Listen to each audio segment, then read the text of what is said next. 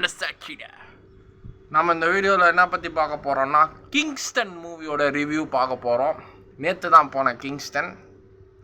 GV Prakash அண்ணன் நிறைய படம் நடிச்சிட்ருக்காரு. இது அவரோட 25வது படம் வேறையா.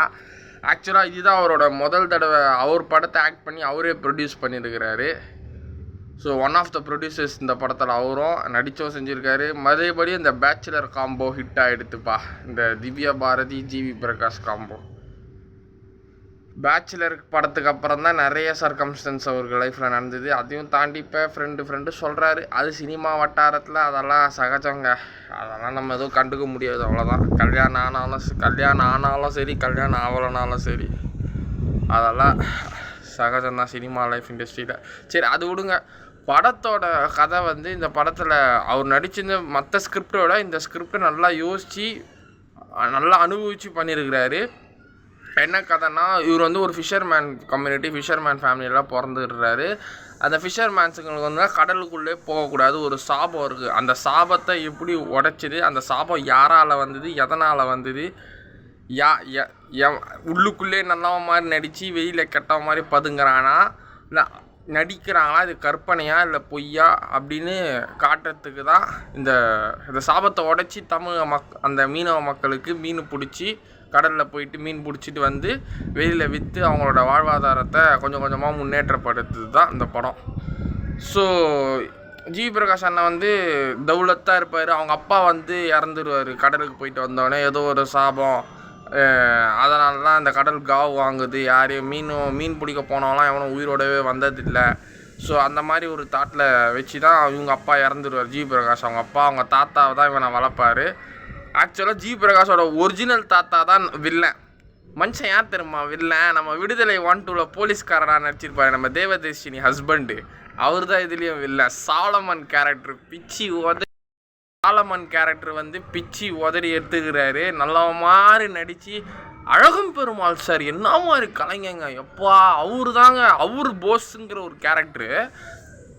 அவர் தான் வில்லன் நம்ம நினச்சி பார்த்தா அவர் நல்லவருங்க. சாலமன் தான் நம்ம நல்லவன் நினச்சோம், அவன் கேட்டான்.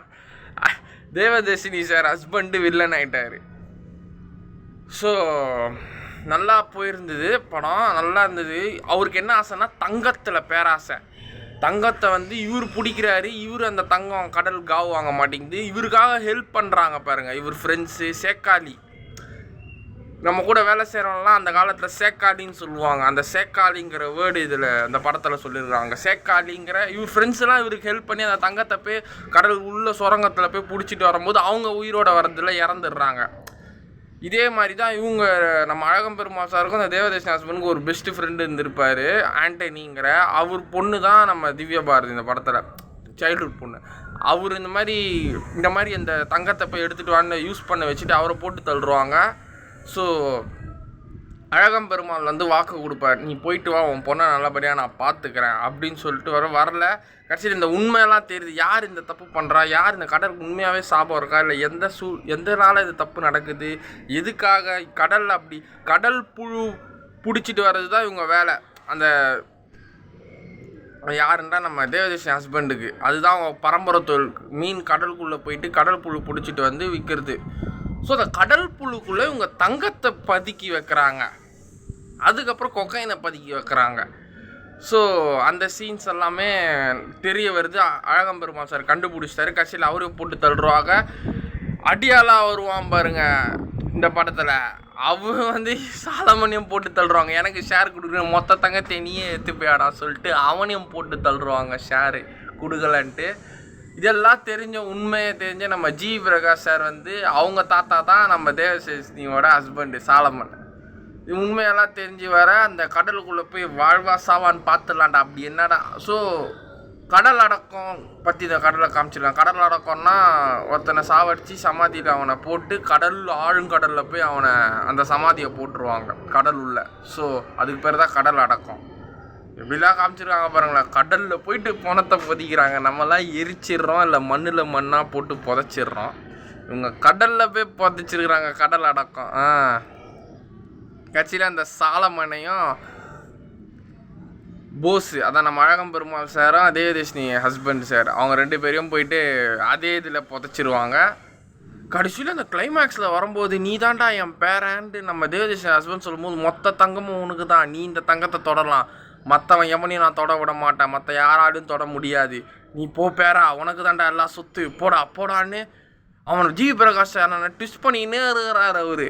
ட்விஸ்ட் பண்ணிட்டே ஏன் ஆனால் நான் ஒன்று அழிக்க முடியும்டான்ற அந்த கிளைமேக்ஸ் ட்விஸ்ட்டு வேறு லெவலில் இருந்தது. அழிக்க முடியும்டா. அவர் சொல்கிறாரு, உனக்கு இந்த விலை மதிப்பில்லாத ஆசை தங்கத்தை விட உனக்கு இவனுங்க தான்டா முக்கியமாடா, இவனுங்க தான் உனக்கு முக்கியமா, எனக்கு ஜீவன் எனக்கு என் மக்கள் தான்டா முக்கியம் சொல்லிட்டு அவன் புதையில அவன் சமாதி எடுத்துருந்து எரித்து அதிலே அவனை போட்டு இது பண்ண அவனோட ஆத்மாவும் அழிஞ்சுது, அந்த கடல் ஆத்மாவும் அழிஞ்சுது. அவங்க 2 பேர் தான் ஆத்மானுங்க, எல்லாரையும் போய் சாவச்சிட்றானுங்க கடலில் போய்ட்டு அழிஞ்சுது. அவங்க மீன் வாழ்க்கையில் விரைவில் மீன் பிடிச்சி விற்க ஆரம்பிக்கிறாங்க. படத்தோட விஷுவல் எஃபெக்ட்ஸு, தேட்டரிக் எக்ஸ்பீரியன்ஸ், அந்த கடல் சவுண்டு, பேய் சவுண்டு எல்லாமே நல்லா இருந்தது. அது தேட்டரில் பயங்கரமாக இருந்தது. ஒரு டிஃப்ரெண்ட் ஸ்டோரியாக இருந்தது. Kingston compared to other movies of GV Prakash, this Kingston is far better. Yes, பிடிச்சிருந்தா தேட்டரில் பாருங்கள், எல்லாம் ஓடிடியில் வந்துடும். பாய்.